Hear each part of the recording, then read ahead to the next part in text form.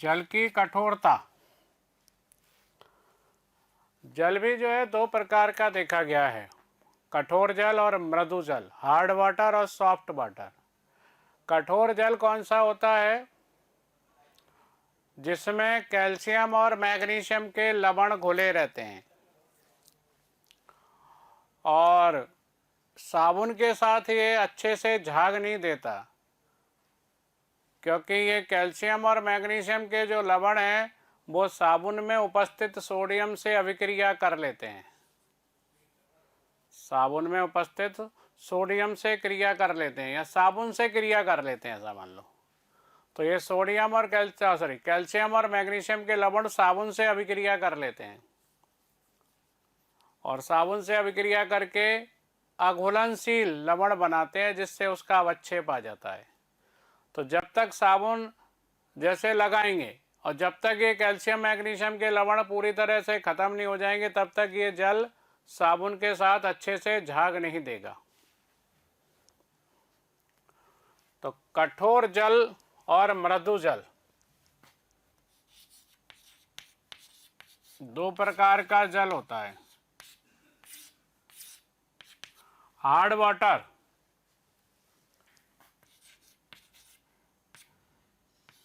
यह जल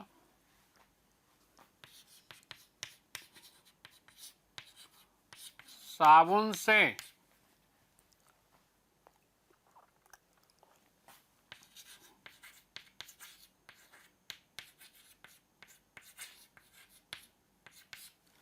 अभिक्रिया कर लेता है।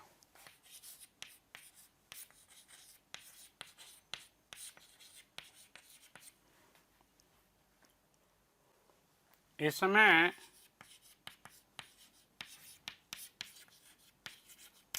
कैल्शियम और मैग्नीशियम के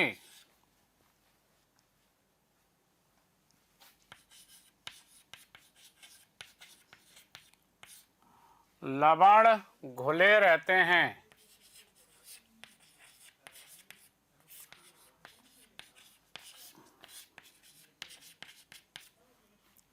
इस कारण यह साबुन के साथ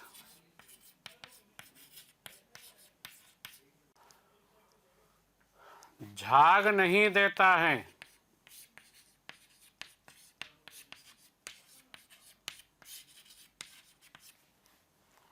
तो ये कैल्शियम और मैग्नीशियम के लवण जो रहते हैं वो साबुन से अभिक्रिया कर लेते हैं, तो साबुन के साथ ये झाग नहीं देता, एक अवक्षेप जैसा बन जाता है। और मृदु जल कौन सा होता है? जिसमें कैल्शियम और मैग्नीशियम के लवण कम मात्रा में रहते हैं या होते ही नहीं हैं और ये साबुन के साथ अच्छे तरह से झाग देता है। इसमें कैल्शियम और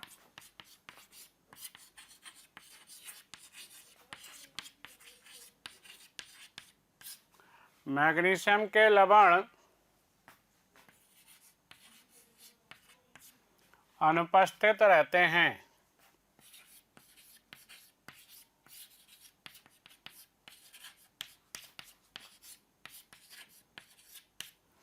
और यह साबुन के साथ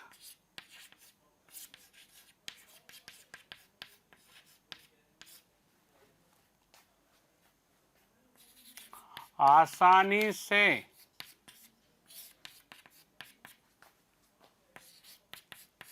झाग देता है। अब जल में जो कठोरता होती है ये दो प्रकार की होती है।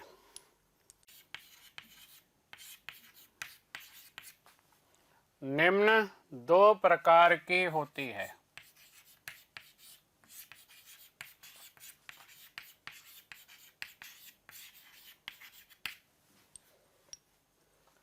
पहली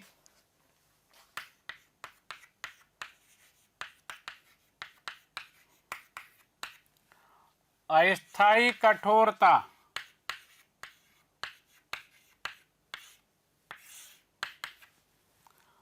यह आसानी से दूर हो जाती है और इसमें कैल्शियम और मैग्नीशियम के बाइकार्बोनेटों के कारण होती है ये।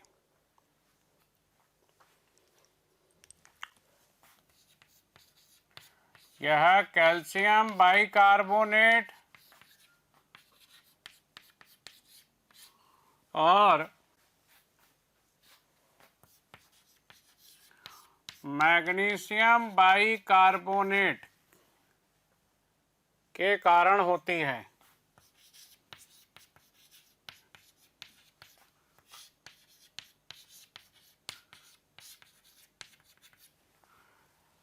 कैल्शियम और मैग्नीशियम के बाइकार्बोनेटों के कारण होती है और इसे आसानी से दूर किया जा सकता है। और दूसरी होती है स्थायी कठोरता।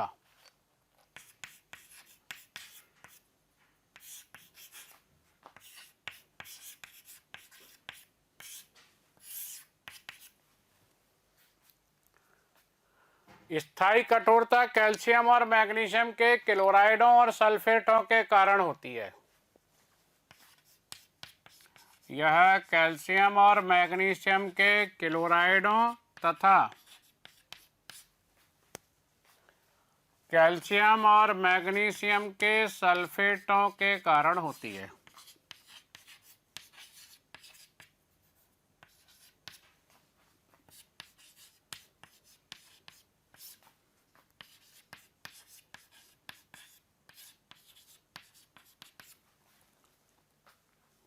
तो दो प्रकार की कठोरता देखने को मिलती है जल में।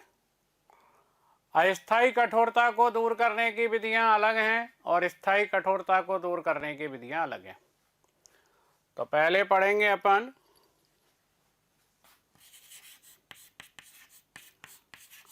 अस्थायी कठोरता को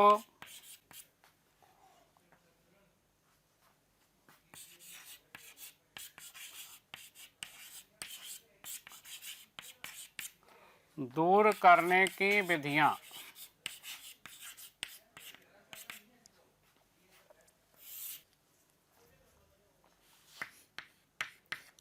पहली विधि है उबाल कर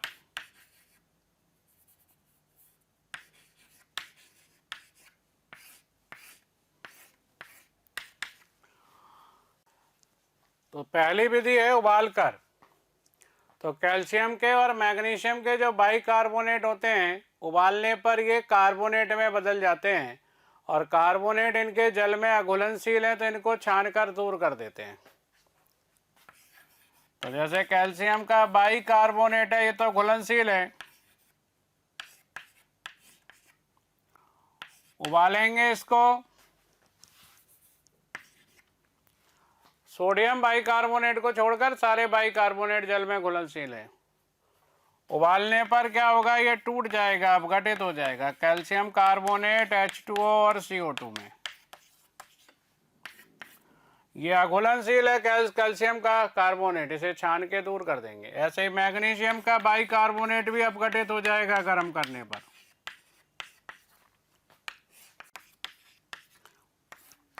यह भी अघुलनशील है, इसे भी छान करके अपन दूर कर देंगे। सेकंड जो मेथड है अस्थायी कठोरता को दूर करने की, उसको कहते हैं क्लार्क की विधि, क्लार्क्स मेथड।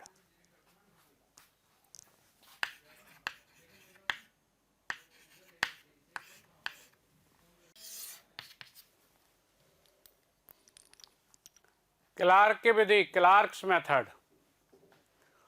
इस विधि में क्या करते हैं, जो कठोर जल है इसमें कैल्शियम हाइड्रोक्साइड यानी चूने का पानी मिला देते हैं। इस विधि में क्या करते हैं, कैल्शियम हाइड्रोक्साइड यानी चूने का पानी मिला देते हैं। तो दोनों बाइकार्बोनेट उसके साथ अभिक्रिया करते हैं, एसिड बेस रिएक्शन होती है, अम्ल क्षार, और कैल्शियम का कार्बोनेट और मैग्नीशियम का कार्बोनेट बन जाता है। दोनों अघुलनशील हैं, दोनों को छान के अलग कर देंगे। तो इस विधि में क्या करेंगे, जैसे ये अस्थायी कठोरता है इस बाइकार्बोनेट के कारण, इसमें कैल्शियम हाइड्रोक्साइड यानी चूने का पानी मिलाएंगे। ये बेस है, यहाँ से H प्लस निकाल लेगा और जैसे ही H प्लस निकलेगा ये कार्बोनेट में बदल जाएगा। तो कैल्शियम का कार्बोनेट बन जाएगा और ये कैसा है? अघुलनशील, इनसॉल्युबल। इसे छान के अलग कर देंगे। ऐसे ही मैग्नीशियम का ये बाइकार्बोनेट है,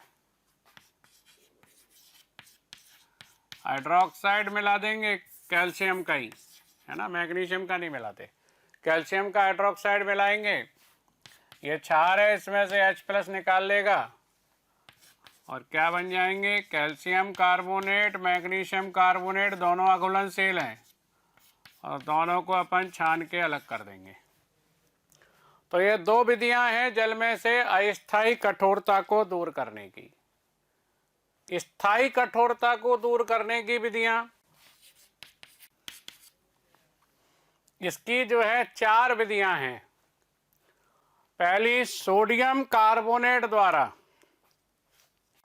तो जब सोडियम कार्बोनेट मिला देते हैं तो कैल्शियम और मैग्नीशियम के जो क्लोराइड और सल्फेट हैं वो कैल्शियम कार्बोनेट और मैग्नीशियम कार्बोनेट बना लेते हैं, जो कि अघुलनशील हैं। इनको छान के अपन अलग कर देंगे।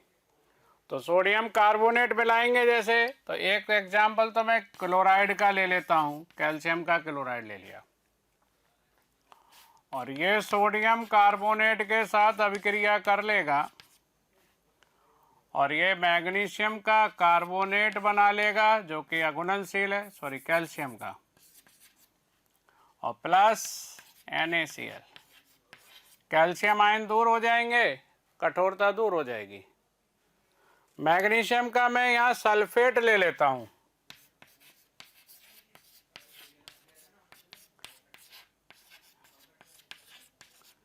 ये भी सोडियम कार्बोनेट के साथ अभिक्रिया करेगा और अघुलनशील क्या बना लेगा? Insoluble magnesium carbonate. इसको अपन छान के दूर कर देंगे और सोडियम का सल्फेट बन जाएगा जो कि घुलनशील है, जल में ही रह जाएगा। कैल्शियम और मैग्नीशियम आयन दूर हो जाएंगे।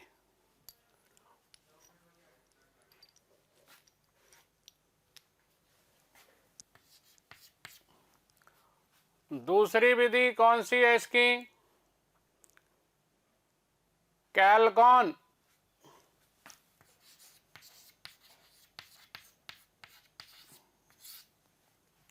कैलकॉन विधि।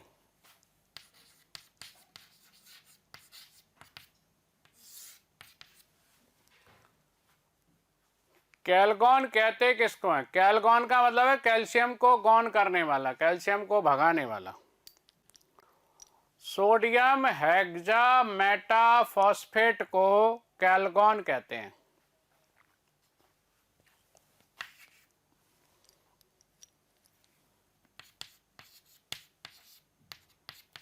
सोडियम हेक्सा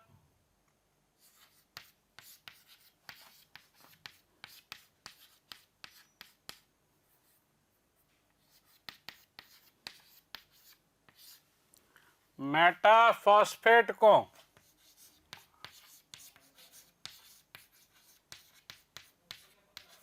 हेलो स्टूडेंट, इतना प्यार देने के लिए हजारों स्टूडेंट हमारे वीडियो लेक्चर से लाभ उठा रहे हैं। हमारी डिस्क्रिप्शन में जो लिंक दी गई है उसको क्लिक करके आप अपना रजिस्ट्रेशन करा सकते हैं और जिन स्टूडेंट को स्टडी मटेरियल और डाउट सॉल्विंग भी चाहिए तो वो उसी लिंक को क्लिक करके और प्रीमियम कोर्स के लिए अप्लाई कर सकते हैं।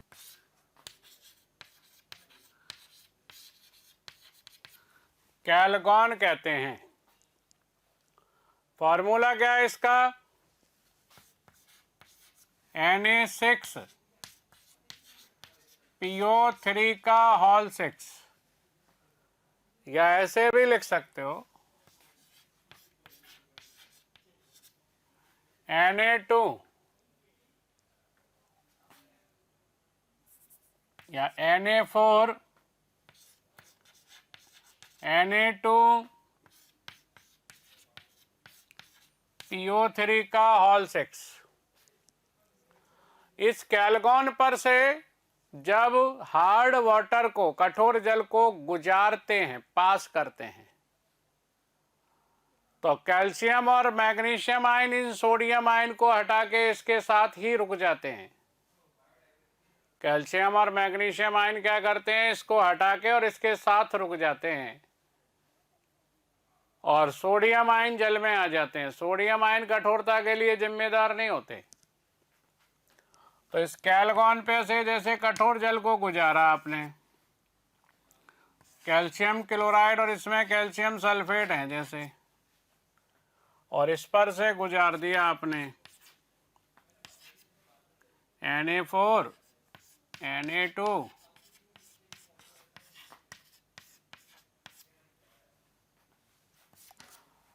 तो ये कैल्शियम और आयन यहाँ आ जाएंगे और सोडियम आयन को जल में पहुंचा देंगे। क्या बनेगा, ये बाहर 2 लिखो, अंदर 4 लिख दो। 2 कैल्शियम आयन आ जाएंगे और 4 सोडियम आयन को ये बाहर कर देंगे। इसी तरह मैग्नीशियम का क्लोराइड और मैग्नीशियम का सल्फेट है कठोर जल में, और इसको इस कैलगॉन पर से गुजारा।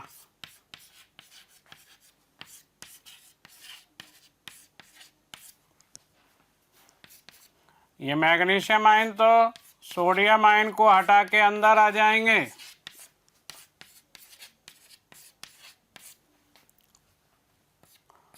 और सोडियम आयन को बाहर निकाल देंगे।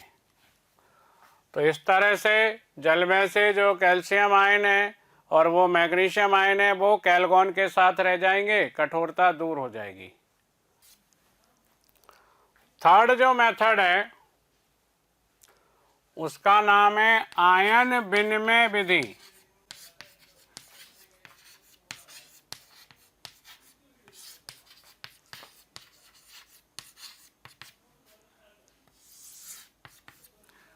Ion exchange method. इस विधि में सोडियम एल्यूमिनियम सिलिकेट का उपयोग करते हैं, सोडियम एल्यूमिनियम सिलिकेट का। इस सोडियम एल्यूमिनियम सिलिकेट को क्या कहते हैं अपन, जियोलाइट या परम्यूटेट भी कहते हैं।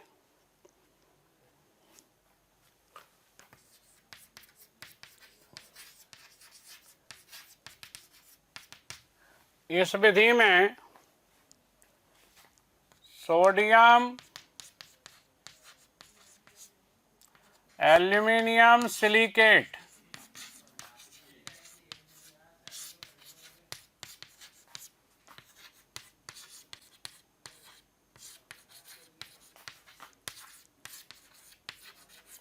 क्या प्रयोग करते हैं, क्या फॉर्मूला होगा, Na2Al2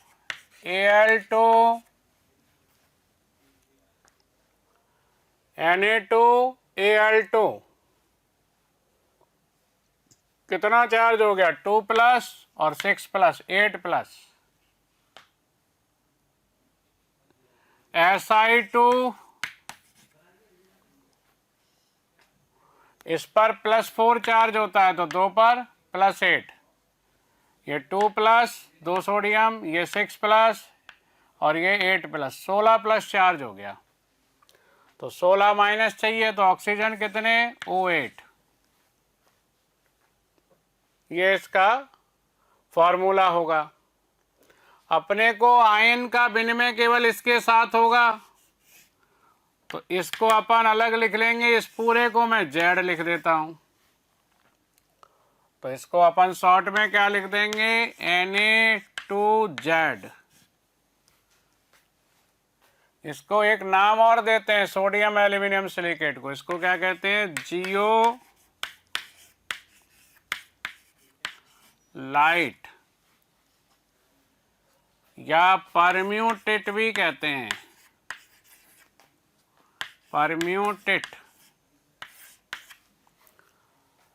इस पर से जब कठोर जल को गुजारते हैं तो कैल्शियम और मैग्नीशियम आयन सोडियम आयन के साथ विनिमय करके और दूर हो जाते हैं। कठोर जल को इस पर से गुजारेंगे, कैल्शियम और मैग्नीशियम आयन के कारण कठोरता है, Na2Z पर से गुजारेंगे तो सोडियम आयन को हटा देगा कैल्शियम आयन, मैग्नीशियम आयन हटा देगा सोडियम आयन को, तो क्या बना लेंगे ये तो CaZ या फिर MgZ। तो ये तो इसके साथ रह जाएंगे और कठोरता दूर हो जाएगी और जल में आ जाएंगे सोडियम आयन। और चौथी विधि है संश्लेषित रेजिन विधि। दो तरह के अपन यहाँ पर रेजिन लेते हैं, एक जो धनायन को दूर करता है और एक जो ऋणायन को दूर करता है। धनायन को दूर करने वाले रेजिन होते हैं कार्बनिक अम्ल और कार्बोक्सिलिक एसिड या सल्फोनिक एसिड। तो धनायन को दूर करने वाले रेजिन कौन होते हैं, या तो कार्बोक्सिलिक एसिड या फिर सल्फोनिक एसिड। तो इन पर से जब कठोर जल को पास करते हैं तो ये कैल्शियम आयन H+ आयन को हटा देगा, ये तो इसके साथ कैल्शियम लवण बना लेगा और जल में H धनायन आ जाएंगे। इसी तरह ये मैग्नीशियम आयन यहाँ से H धनायन को हटा देगा और इसके साथ मैग्नीशियम लवण बना लेगा और जल में H धनायन जाएंगे। तो ये धनायन को दूर कर रहे हैं तो ये धनायन विनिमयक कहलाएंगे, कैटायन एक्सचेंजर। और दूसरे ऋणायन को दूर करने के लिए किसको लेते हैं,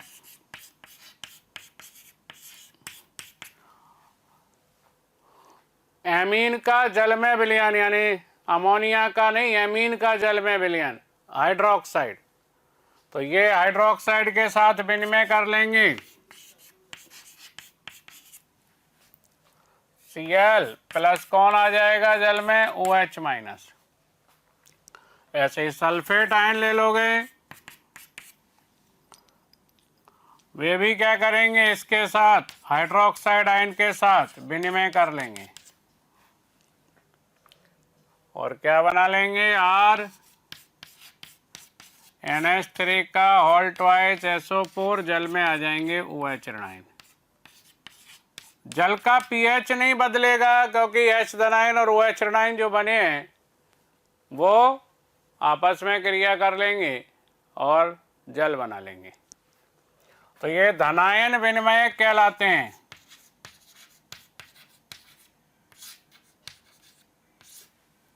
और ये क्या कहलाते हैं, ऋणायन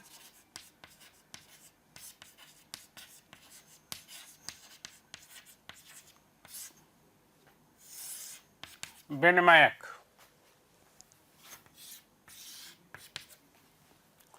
धनायन विनिमयक जिनमें H धनायन होता है, ऋणायन विनिमयक जिनमें OH ऋणायन होता है। रेजिन है ये जल की कठोरता को दूर कर देंगे। अगला कंपाउंड पढ़ेंगे अपन हाइड्रोजन परऑक्साइड H2O2।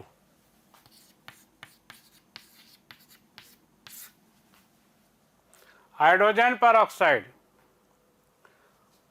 पहले इसकी संरचना देखते हैं। इसकी संरचना होती है खुली किताब की तरह, ओपन बुक। खुली किताब की तरह संरचना कौन से कंपाउंड बनाते हैं, जिनमें ये दोनों जो परमाणु हैं इन पर दो दो लॉन पेयर होते हैं। लॉन पेयर रिपल्सन से बचने के लिए ये घूम जाते हैं और हाइड्रोजन इधर और एक हाइड्रोजन इधर चला जाता है।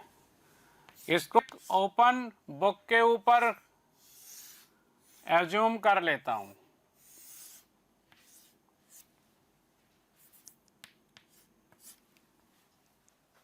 इस तरह की इसकी संरचना बनेगी।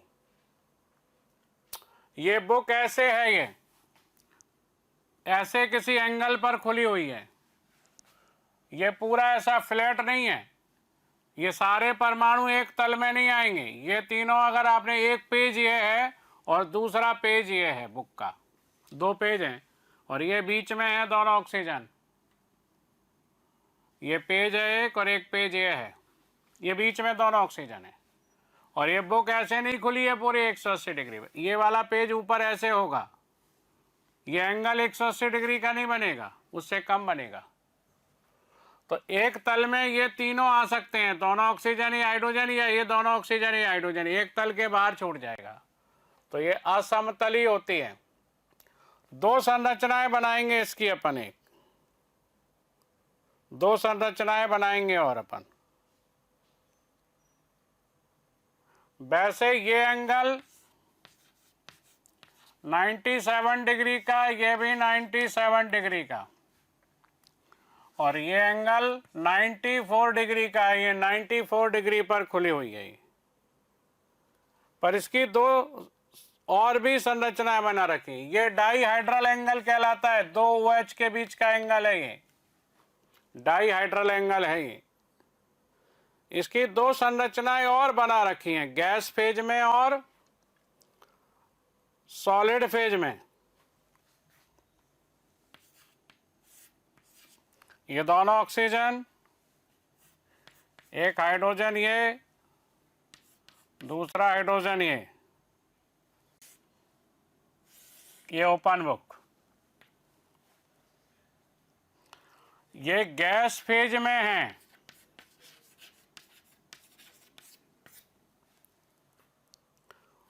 ये वाला एंगल दिया हुआ है 115 डिग्री का,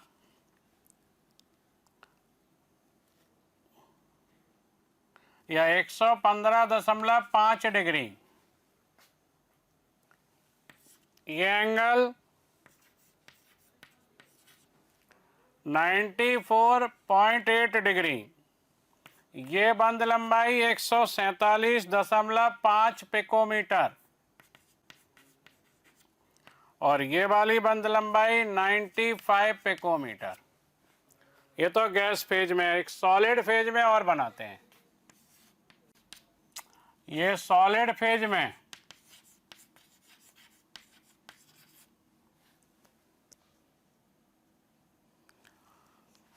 ये बॉन्ड एंगल 90.2 डिग्री का, और ये एंगल 101.9 डिग्री का। ये बंद लंबाई 145.5 पिकोमीटर, और ये बंद लंबाई 98.8 पिकोमीटर। तो इसकी ये संरचनाएं हैं ओपन बुक की तरह। गैस फेज में ये एंगल बड़ा है, ये सॉलिड में छोटा है। गैस फेज में ये एंगल बड़ा है और सॉलिड फेज में ये वाला एंगल बड़ा है। ये डाईहाइड्रल एंगल कहलाएगा, और ये ऑक्सीजन ऑक्सीजन हाइड्रोजन एंगल कहलाएगा। गैस फेज में ये बंद लंबाई बड़ी है ऑक्सीजन ऑक्सीजन की, देख लो, और सॉलिड में ये वाली बंद लंबाई बड़ी है OH वाली। प्यारे बच्चों, हमें रोज हजारों की संख्या में ऐसी रिक्वेस्ट आ रही हैं कि सर इस टॉपिक का वीडियो बना करके डालें, सर इसे समझाएं। तो इसके लिए आपसे रिक्वेस्ट है कि आप हमारे YouTube चैनल को सब्सक्राइब करें और हमारे बेल आइकन को भी हिट करें, ताकि आपसे कोई भी नोटिफिकेशन छूटे नहीं। हम ऐसा इसलिए कह रहे हैं कि बच्चे जिस टॉपिक की डिमांड कर रहे हैं, उन टॉपिक से रिलेटेड वीडियो लेक्चर हमने पहले से ही डाल रखे हैं। आप हमारी साइट पर जाएं और उन वीडियो को आप आसानी से देख सकते हैं। बनाने की विधियां।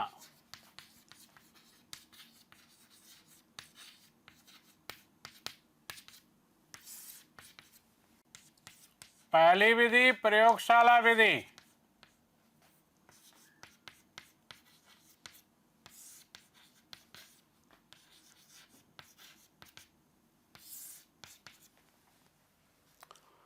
प्रयोगशाला में से बैरियम परऑक्साइड की अभिक्रिया सल्फ्यूरिक अम्ल के साथ करा करके और बनाते हैं, और बैरियम परऑक्साइड कैसा लेते हैं? जलयोजित।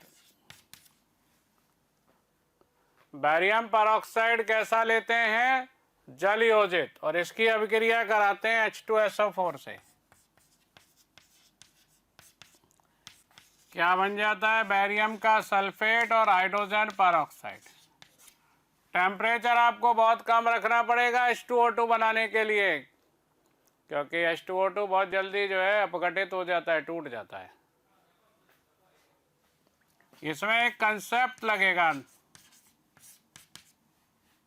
सभी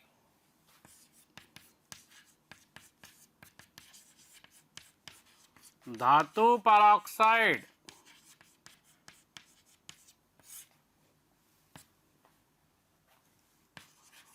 अम्लों से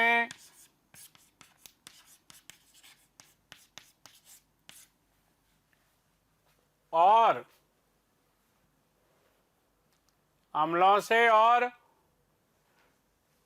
जल, और जल भी आपको बहुत ठंडा लेना पड़ेगा, बर्फ से अभिक्रिया करके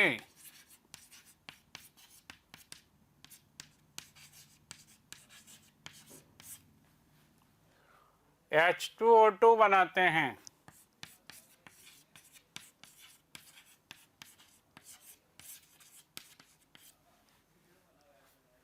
कोई भी आप परऑक्साइड ले लो, जैसे मैंने ये लिया और H2SO4 के साथ क्रिया कराई। चलो मैं एक दो उदाहरण और ले लेता हूँ। Na2O2 ले लें और इसकी अभिक्रिया करा दें किससे? बर्फ से। टेम्परेचर बहुत कम रखना पड़ता है, नहीं तो ये जल हो चली H2O2 है वो टूट जाता है। क्या बनेगा? NaOH plus H2O2। औद्योगिक विधियां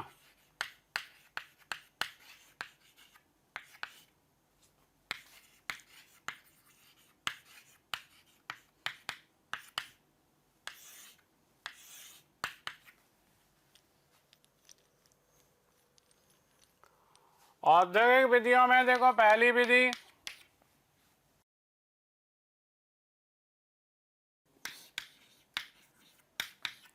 इसमें 50% H2SO4 वाला जल होता है का विद्युत अपघटन करा के, ये 50% जो है H2SO4 मिला हुआ अम्लीय जल लेते हैं, या H2SO4 ले लेते हैं जिसमें 50% H2SO4 है, उसका विद्युत अपघटन कराते हैं। तो क्या मिलता है? H2SO4 में क्या होंगे? ये कैसे आयनों में टूटेगा? H प्लस और HSO4 माइनस आयन।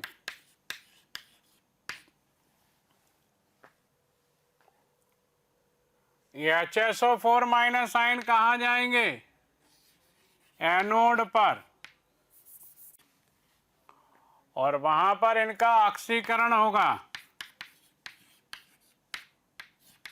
और ये क्या बना लेंगे? पर ऑक्सी डाई सल्फ्यूरिक अम्ल।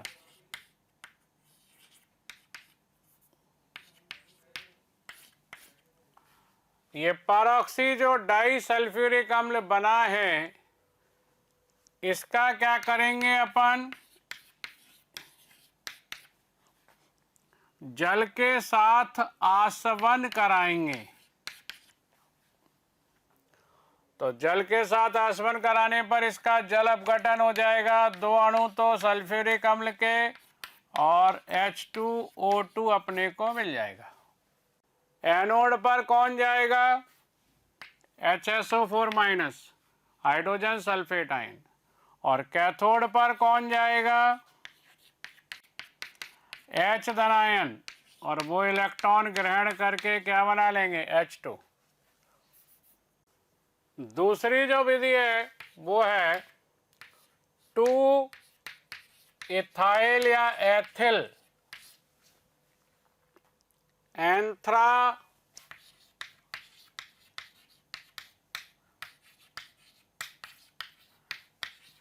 क्यूनॉल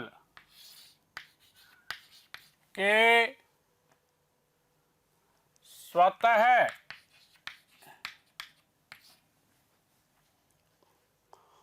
ऑक्सीकरण द्वारा, ये 2 इथाइल एंथ्राक्यूनॉल क्या होता है देखो, 3 बेंजीन रिंग जब आपस में जुड़ी रहती हैं ऑर्थो पोजीशन पर, तो इसको कहते हैं एंथ्रासीन। और इसमें यहाँ पर और यहाँ पर अगर 2 OH ग्रुप हैं और ये दूसरी पोजीशन पर इथाइल ग्रुप है और ये डबल बॉन्ड इस तरह से हैं, तो ये कहलाता है 2 इथाइल एंथ्राक्यूनॉल। वायु में रखते हैं तो इसका स्वतः ऑक्सीकरण होता है और रिएक्शन रिवर्सिबल होती है। यहां से क्या होगा, ये हाइड्रोजन और ये हाइड्रोजन निकलेंगे, इस तरह से ये हाइड्रोजन निकलेंगे। यहाँ सॉरी, ये बॉन्ड गलत बना दिए, इसमें बॉन्ड ऐसे बनेंगे, ये पूरी रिंग बनेगी बेंजीन रिंग। यहाँ से ये बॉन्ड टूट के यहाँ डबल बॉन्ड, यहाँ से टूट के यहाँ डबल बॉन्ड, यहाँ से टूट के डबल बॉन्ड, ये हाइड्रोजन निकल जाएगा। ये 2 हाइड्रोजन जो निकलेंगे वो ऑक्सीजन के साथ H2O2 बना लेंगे और ये किस में बदल जाएगा, यहाँ डबल बॉन्ड, यहाँ डबल बॉन्ड और यहाँ डबल बॉन्ड में।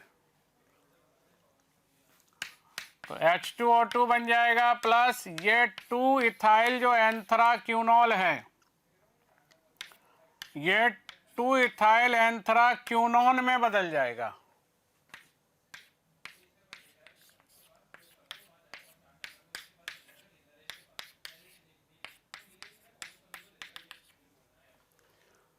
ये 2 इथाइल एंथ्राक्यूनॉल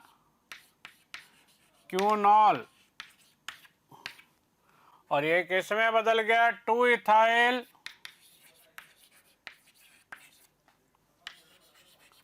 एंथ्राक्यूनॉन में। ये रिएक्शन रिवर्सिबल है, इसलिए इसकी बहुत कम प्राप्ति होती है, 1% ही ये मिलता है। इसे दोबारा बदलना चाहें इसमें तो बदल सकते हैं, इसका हाइड्रोजन द्वारा हाइड्रोजनीकरण करा के निकल की उपस्थिति में। तो इस तरह से ये प्रोसेस कंटिन्यू चलता रहेगा। हाइड्रोजन परऑक्साइड की प्रिपरेशन अपन ने देख ली, अब पढ़ेंगे इसकी प्रॉपर्टी, इसके प्रॉपर्टीज, इसके गुण। हाइड्रोजन परऑक्साइड जो है बिल्कुल जल की तरह दिखाई देता है, ये जल के समान ही रंगहीन होता है और इसमें नाइट्रिक अम्ल जैसी क्या आती है, गंध आती है। रासायनिक गुणों में पहला देखो, अम्लीय गुण।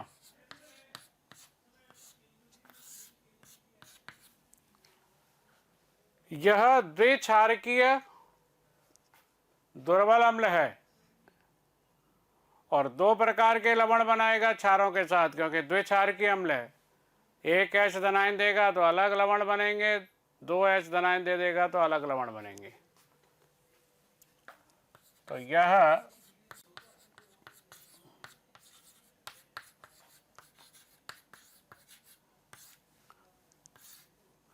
द्विक्षारकीय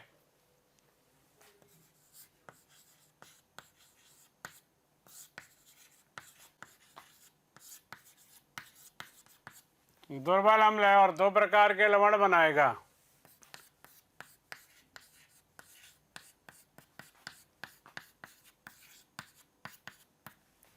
NaOH प्लस H2O2,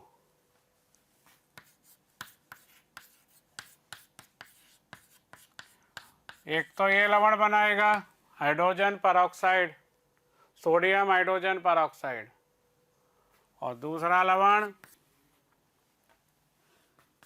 परऑक्साइड लवण बना लेगा ये।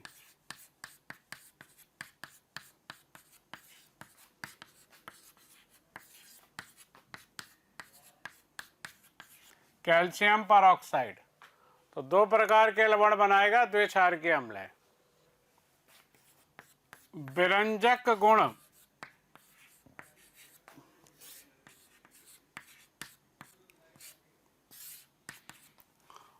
ये आसानी से अपघटित होकर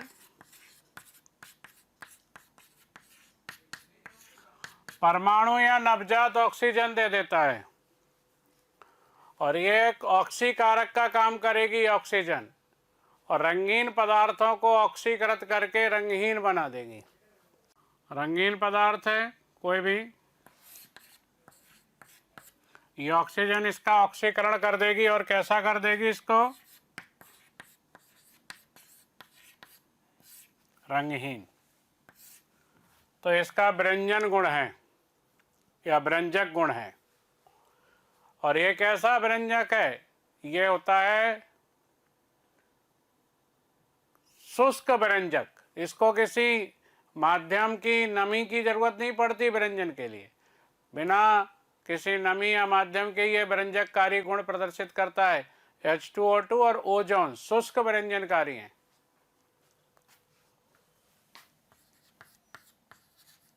ऑक्सीकारक गुण।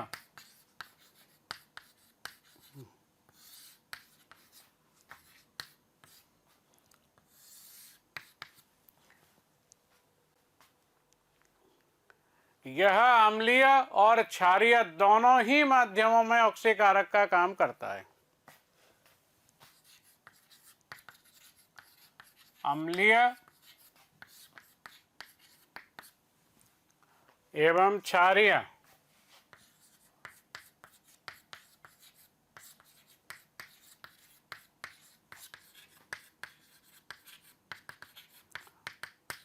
दोनों माध्यमों में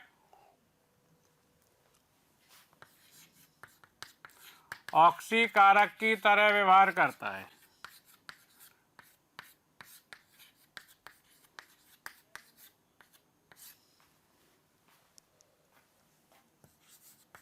अगर आपको हमारे वीडियो पसंद आए तो उन्हें लाइक और शेयर ज़रूर करें, ताकि वे ज़्यादा से ज़्यादा ज़रूरतमंद बच्चों तक या स्टूडेंट तक पहुंच सकें। आपके स्नेह और प्यार को देखकर हमारी मोशन की पूरी टीम बहुत ही मोटिवेटेड है और हम प्रयास कर रहे हैं आपके लिए और अच्छे से अच्छे वीडियो बना सकें। ये दोनों ही माध्यम में ऑक्सीकारक की तरह व्यवहार करेगा। कौन? H2O2। तो जैसे अपन देखें, ऑक्सीकारक कौन होते हैं? जो इलेक्ट्रॉन लेंगे। तो H2O2 है, ये इलेक्ट्रॉन ले लेगा और क्या बनाएगा अम्लीय माध्यम में? ये इलेक्ट्रॉन लेकर के OH ऋणायन बना लेंगे और OH ऋणायन H धनायन के साथ क्या बना लेंगे? H2O।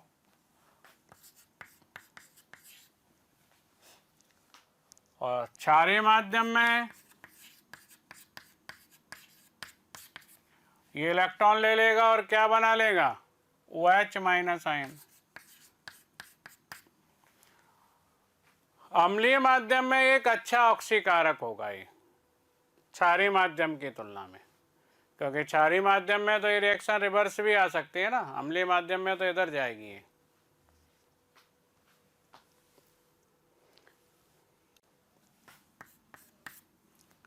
किस किस को ऑक्सीकृत करेगा? देखो किस किस को ऑक्सीकृत करेगा ये, अम्लीय माध्यम में भी और क्षारीय माध्यम में। तो जैसे H2O2 ले लिया मैंने,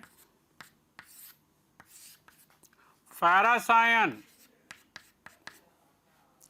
फेरस आयन को किस में ऑक्सीकृत कर देगा? फेरिक आयन में।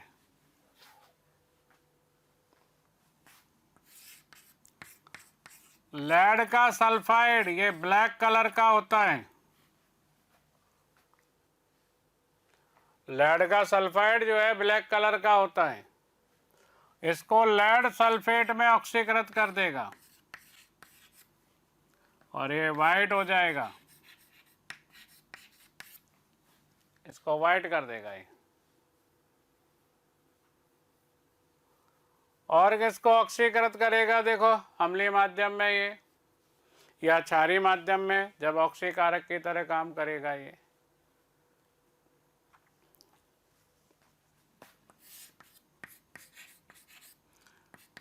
Mn+2 आयन, Mn+2 आयन को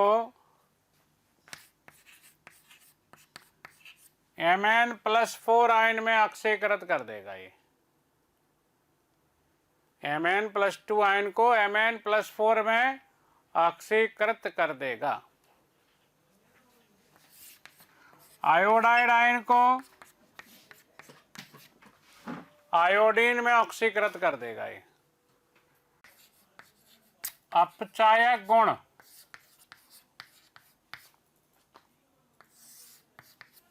अपचायक स्वभाव, तो यह अम्लीय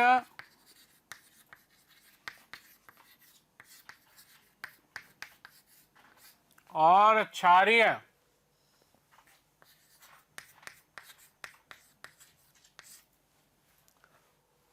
दोनों ही माध्यमों में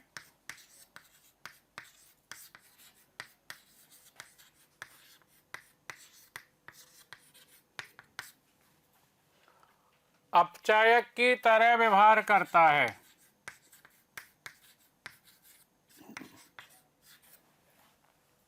ये दोनों ही माध्यमों में अपचायक की तरह व्यवहार करेगा। अपचायक की तरह जब ये व्यवहार करेगा तो जैसे अम्लीय माध्यम में अपचायक की तरह व्यवहार करेगा, अगर ये इलेक्ट्रॉन त्याग देगा, ये कौन त्यागेगा इलेक्ट्रॉन? ये ऑक्सीजन, और ये किस में बदल जाएगा इलेक्ट्रॉन त्याग करके? O2 2 ऋणायन में, O2 ऋणायन बना लेगा और प्लस साथ में क्या निकलेंगे? H धनायन।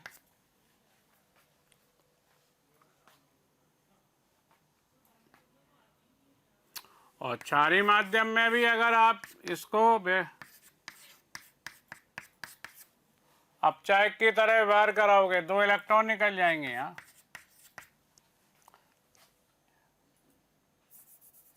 यहाँ माध्यम तो अम्लीय यही बना देगा।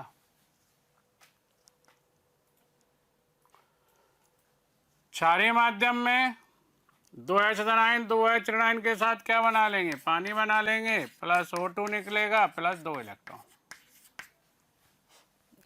तो ये दोनों ही माध्यम में अपचायक का काम करेगा। अम्लीय माध्यम में एक रिएक्शन रिवर्स आ जाएगी तो अच्छा अपचायक नहीं होगा, क्षारीय माध्यम में अच्छा अपचायक होगा। अम्लीय माध्यम में ये ऑक्सीकारक अच्छा होगा। किस किस को अपचयित करेगा? देखो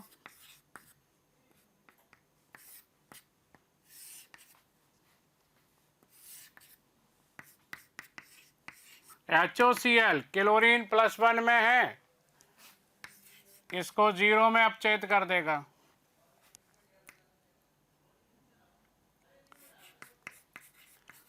KMnO4 अम्लीय माध्यम में इसको Mn+2 में अपचयित करेगा, और अगर क्षारीय माध्यम लिया है तो इसको MnO2 में अपचयित कर देगा। H2O2 का स्टोरेज, स्टोर करके रखना, संरक्षित करके रखना, सुरक्षित करके रखना, या संग्रहण इकट्ठा करना।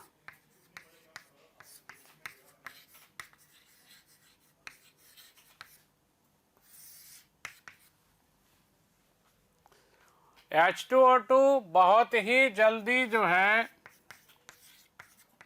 टूट जाता है। अल्ट्रा वायलेट लाइट मिल जाए, सनलाइट मिल जाए, या थोड़ा गर्म कर दो,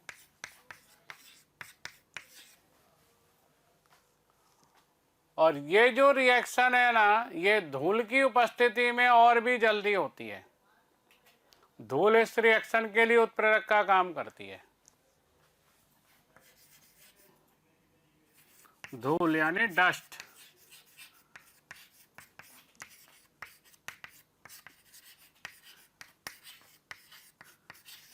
इस अभिक्रिया के लिए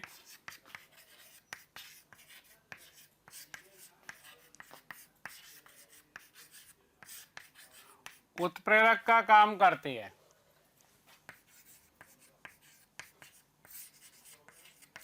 तो धूल की उपस्थिति में तो ये बहुत जल्दी टूटेगा, अस्थायी होगा। तो इसको क्या करते हैं, इसलिए नीले या भूरे रंग की बोतल में मुंह तक भर करके रख देते हैं, तो प्रकाश नहीं जाएगा, धूल भी नहीं मिलेगी। और इसमें थोड़ा यूरिया मिला देते हैं जो इसको स्थायी बनाता है। इसे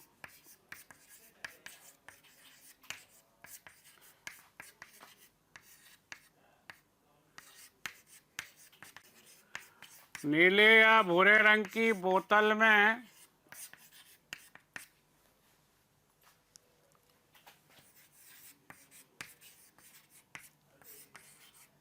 यूरिया मिलाकर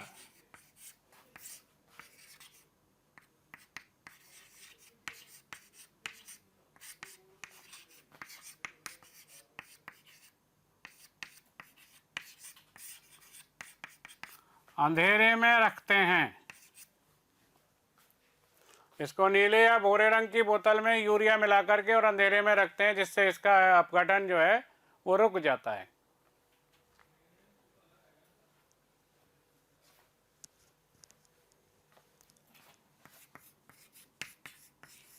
परीक्षण।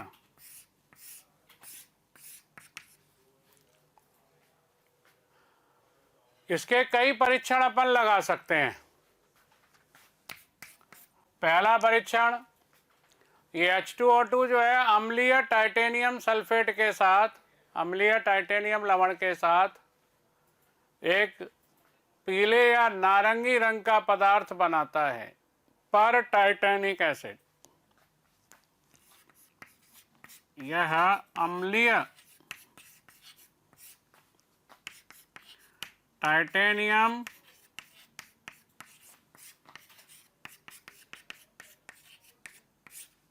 लवणों के साथ पीले या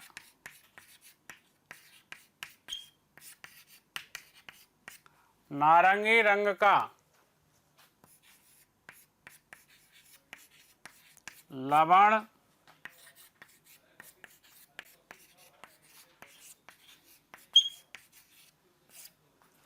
पर टाइटेनिक अम्ल बनाता है।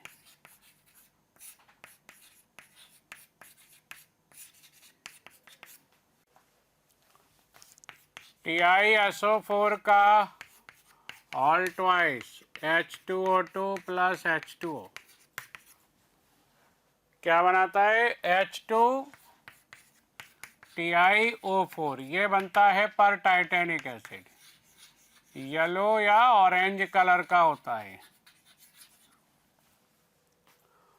दूसरा परीक्षण इसका,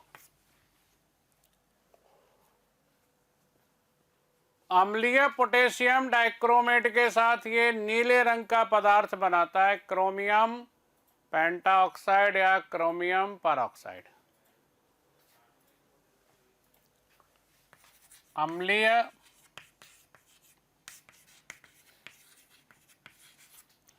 K2Cr2O7 के साथ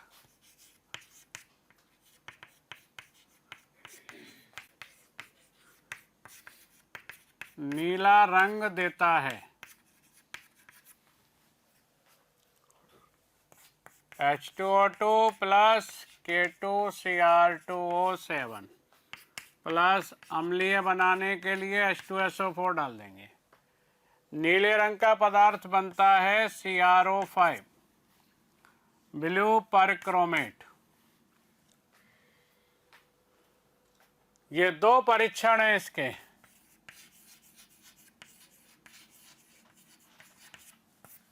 इसका नीला रंग थोड़ी देर रखने पर जल में रखने पर ये नीला रंग गायब हो जाता है क्योंकि ये बहुत जल्दी टूट जाता है।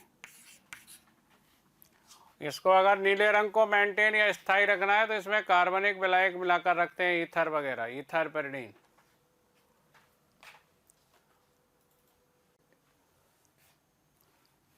उपयोग, एक तो एक बालों के लिए व्यंजनकारी का काम करता है, एंटीसेप्टिक का भी काम करता है,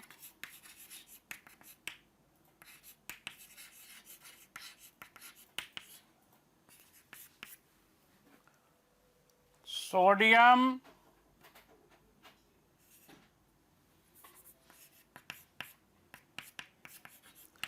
मेटाबोरेट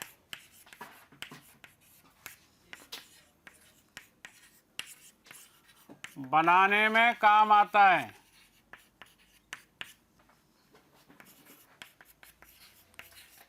जिसका उपयोग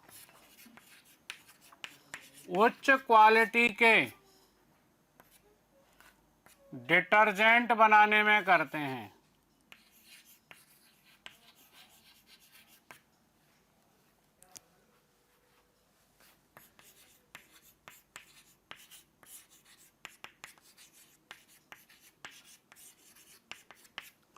और ये और भी कई महत्वपूर्ण उपयोगी जो है, और भी कई महत्वपूर्ण और उपयोगी कार्बनिक यौगिकों को बनाने में ये हाइड्रोजन परऑक्साइड काम आता है। ये तीन मुख्य उपयोग है। व्यंजनकारी का काम करता है बालों को व्यंजन करने में एंटीसेप्टिक के रूप में, और सोडियम मेटाबोरेट और सोडियम परबोरेट, मेटा नहीं, सोडियम परबोरेट और सोडियम परकार्बोनेट बनाने में काम आता है। बच्चों, जो आप लेक्चर देख रहे हैं, पूरा टॉपिक पढ़ना चाहते हैं या हम जो यहाँ पर पढ़ाते हैं वो आप पढ़ना चाहते हैं तो आप हमें 18002121 799 पर कॉल कर सकते हैं।